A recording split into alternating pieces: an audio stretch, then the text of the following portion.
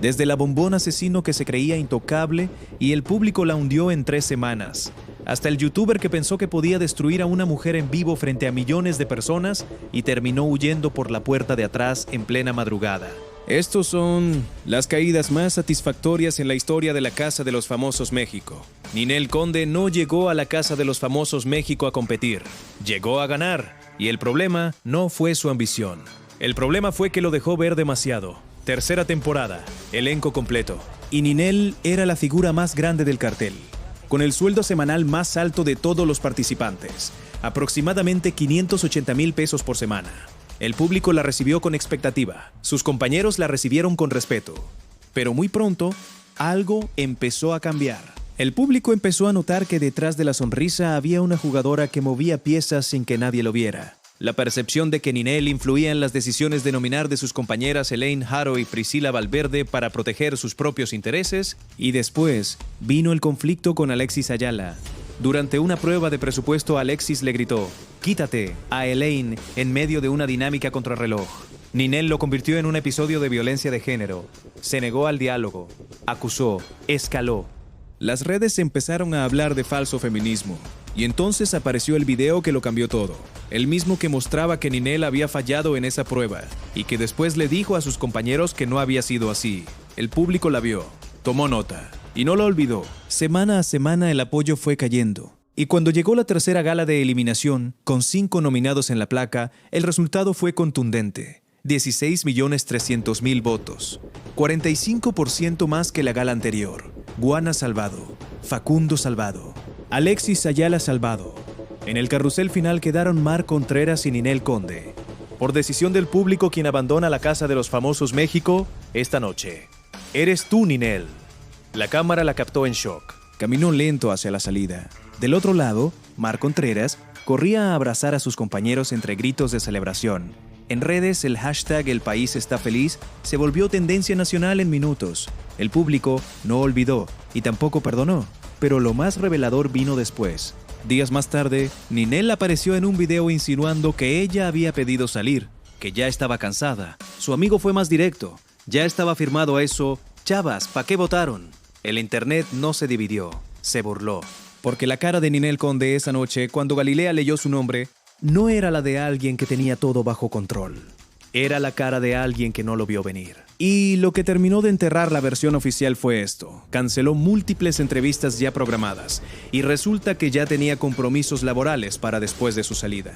La pregunta sola se respondía. Semanas después dijo en un live que el programa se había vuelto aburrido sin ella. Y el público respondió con lo único que le quedaba decirle. Con el silencio. Ricardo Peralta era, antes de entrar a la Casa de los Famosos México, uno de los creadores de contenido más queridos de su generación, youtuber. Figura abiertamente parte de la comunidad LGBTQ+, más de 1 millón de seguidores. Una imagen construida sobre la autenticidad. El público lo quería, o al menos eso creía él. Porque lo que ocurrió dentro de esa casa fue una de las caídas de imagen más rápidas que ha visto el programa. Al principio fue simpático, divertido, parte del equipo Tierra, aliado de Adrián Marcelo en lo que juntos llamaban su estrategia. Pero el público empezó a ver las costuras. Los comentarios contra el feminismo, los enfrentamientos con Arad de la Torre que se sentían injustos, la distancia entre lo que Ricardo decía frente a cámaras y lo que hacía cuando creía que nadie lo veía. La imagen de hipócrita fue tomando forma, semana tras semana. Y entonces el público que antes lo aplaudía empezó a soltarlo. 300,000 seguidores perdidos en redes sociales mientras todavía estaba dentro de la casa. La comunidad LGBTQ+, su base histórica de apoyo, comenzó a distanciarse públicamente. El rechazo no fue gradual, fue una avalancha, 50 días dentro. Y cuando llegó a la placa junto a Mario Besares, Karime y Brigitte Bozzo, el resultado ya lo sabía todo México antes de que lo anunciaran. Pero lo que nadie esperaba fue lo que pasó al salir. El conductor Mitch Rubalcaba anunció en vivo que había personas esperando a Ricardo en los exteriores del foro con intención de agredirlo. Tuvo que salir escoltado. Lo que empezó como una caída dentro de la casa se convirtió en algo que lo siguió mucho tiempo afuera. Meses después, fue abucheado en la alfombra de la película Wicked. Él mismo lo reconoció. Su reputación estaba en el suelo. La producción lo invitó a regresar como comentarista en la tercera temporada. Se negó. Dijo que prefería hablar desde su canal, donde tenía el control de su propio relato, porque volver a pararse frente al público en vivo era un riesgo que ya no estaba dispuesto a correr. Lo que construiste en años, lo puede destruir el público en semanas. Ahora viene el caso que no se parece a ningún otro, porque Adrián Marcelo no fue eliminado. Adrián Marcelo se fue solo, y eso lo hace todavía más impactante. Adrián llegó a la segunda temporada como el youtuber regiomontano de humor negro, el conductor de Hermanos de Leche, el tipo que llegó con millones de seguidores y una reputación construida sobre la irreverencia. Alguien que no le temía a nada y que desde el primer día dejó claro que venía a jugar sin filtros. Y sí, jugó sin filtros. El problema es que cruzó líneas que el público no estaba dispuesto a ignorar. La primera gran señal llegó cuando las cámaras capturaron cómo Adrián Marcelo se aprovechó del cariño que la periodista Shanik Berman le tenía, incluso utilizando como escudo un juramento que ella hizo en nombre de su hijo fallecido. Y después lo vieron burlarse de ese mismo juramento entre risas. El público quedó helado. Pero eso fue solo el inicio. Los ataques a Gala Montes escalaron semana tras semana. Adrián usó en una discusión en vivo el diagnóstico de depresión de la actriz, su trastorno de ansiedad, su relación con su madre. Todo se volvió munición. Todo fue usado para desestabilizarla frente a las cámaras. Gala lo confrontó, lo llamó misógino, lo llamó narcisista y dijo algo que resultó ser una advertencia. Estás más seguro aquí adentro que allá afuera. Y tenía razón, porque afuera el público ya había tomado su decisión. Luego llegó la frase que lo hundió definitivamente. En una gala de eliminación, al confirmarse que solo había mujeres en peligro de salir, Adrián Marcelo dijo frente a las cámaras con una sonrisa: una mujer menos que maltratar. Las redes no solo explotaron, se organizaron. Marcas que patrocinaban el programa comenzaron a retirarse públicamente, sin decir su nombre. Pero el mensaje era imposible de malinterpretar. Los anunciantes no querían estar en el mismo espacio que esa frase. Afuera del foro, personas se manifestaban con consignas en su contra. La semana siguiente, la conductora Odalis Ramírez lo confrontó en vivo sobre esa frase. Adrián intentó justificarse. Dijo que era ironía, que era humor. El público no le creyó. Y Gala Montes tampoco. La discusión que siguió fue tan intensa que la producción tuvo que suspender la gala antes de tiempo. Y entonces ocurrió algo que nadie vio venir. Esa misma noche, en la madrugada, Adrián Marcelo caminó hacia el confesionario. Habló con la producción y salió por la puerta del patio, sin decirle nada a nadie, sin empacar, sin despedirse de ninguno de sus compañeros. A las 3 de la mañana, la jefa reunió a todos los habitantes en la sala y dijo: hace un momento, su compañero Adrián Marcelo tomó la decisión de abandonar la casa. El juego terminó para él. Silencio total. Ni sus propios compañeros de equipo lo vieron venir. Y lo más irónico de todo es que Adrián Marcelo salió antes de enfrentarse al voto del público. Nunca tuvo que pararse frente al veredicto. Nunca tuvo que escuchar su nombre en el carrusel. Pero eso no lo salvó de nada. Afuera, eventos que tenía confirmados empezaron a cancelarse. El Pepsi Center, otros más. Las marcas se alejaron. Y el silencio de la industria fue más elocuente que cualquier declaración. Meses después, en su regreso a Hermanos de Leche, dijo que había perdido porque no supo aguantar. Que su error fue no separar el resentimiento de la estrategia, que fue el gran perdedor. Tenía razón en eso, porque el público ya había tomado su decisión mucho antes de esa madrugada.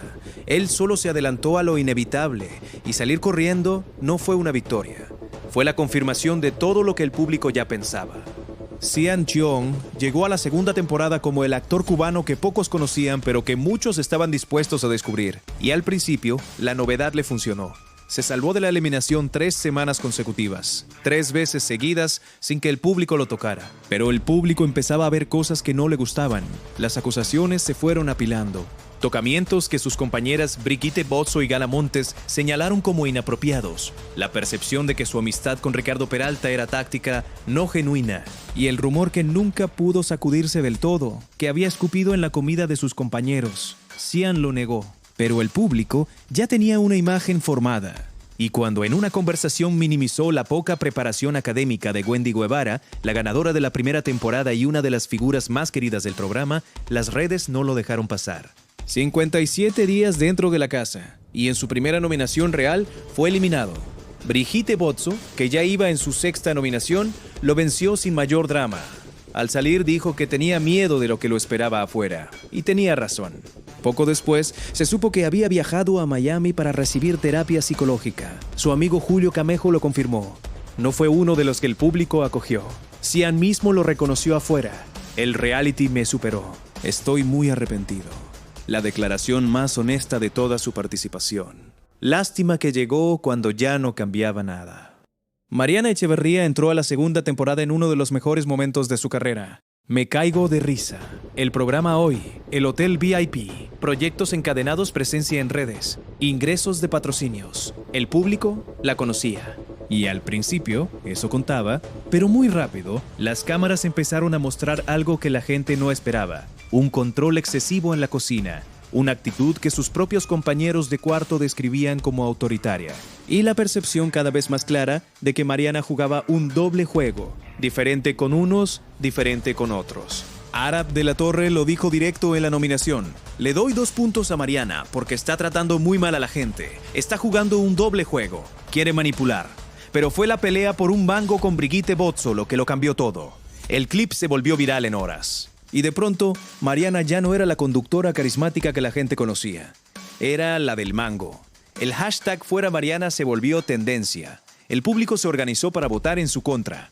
Y en una votación que superó los 23 millones de votos, fue la cuarta eliminada de la segunda temporada. Al salir dijo que siempre jugó limpio, que era la única que decía la verdad en ese cuarto. El público ya no la estaba escuchando. Lo que vino después fue la consecuencia real. Desde la Casa de los Famosos, Mariana Echeverría no volvió a pisar Televisa. Ella misma lo confirmó meses después. Por supuesto que bajó. Y cuando Ricardo Peralta fue abucheado en la alfombra de Wicked, Mariana canceló silenciosamente el evento en el que iba a participar esa misma semana. No dijo por qué, pero todos lo entendieron. Su caída no fue solo una eliminación. Fue una consecuencia que la siguió mucho después de que se apagaron las cámaras. Bárbara Torres llegó a la primera temporada con un nombre que México conocía de sobra, Excelsa, la de la familia P. Luche. 10 años en esa serie, una carrera construida, un apellido reconocido. Y al principio, el público la recibió bien, pero los conflictos aparecieron desde las primeras semanas, con Sergio Mayer, con Raquel Vigorra, con prácticamente todos a su alrededor. Y entonces llegó el momento que lo cambió todo. En medio de una discusión, Bárbara le dijo a Wendy Guevara que no era una mujer entera. Las redes explotaron. El comentario fue interpretado como una agresión transfóbica. Bárbara tardó en reconocerlo. Y el daño ya estaba hecho. El público no lo dejó pasar. Y ese rechazo fue creciendo sin freno. Para cuando llegó su gala de eliminación, ocurrió algo inédito. Todos sus compañeros, hasta los del mismo equipo Cielo, se posicionaron detrás de ella. La boxeadora Barbie Juárez, el modelo Jorge Loza, todos, sin excepción 13 millones de votos, sexta eliminada de la primera temporada. Al salir intentó disculparse. Las redes ya habían dado su veredicto, nadie le creyó. Hipócrita, escribían, palabras que no demuestran nada, porque hay algo que este programa deja muy claro cada temporada. Puedes controlar lo que dices, puedes controlar cómo te presentas, pero no puedes controlar lo que el público decide creer de ti. En la Casa de los Famosos México pasan muchas cosas, alianzas, traiciones, lantos, estrategias, pero hay una sola verdad que ningún participante puede ignorar. El público lo ve todo, y cuando decide que alguien ya no merece estar ahí, no hay fama suficiente, no hay estrategia lo bastante inteligente, no hay discurso lo suficientemente convincente. No te elimina la casa, te elimina el público. Y cuando la gente decide soltarte, caes, sin importar desde qué tan alto hayas empezado.